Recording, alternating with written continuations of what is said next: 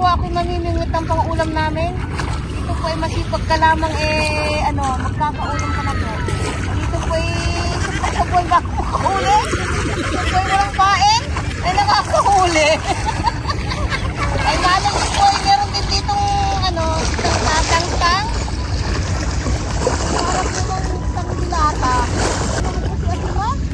Tsaka si Minay. Tinapay. Ay gusto po yata may peanut butter pang kalaman. At dito naman po sa kabilang side, ayan po, maraming isda po yan.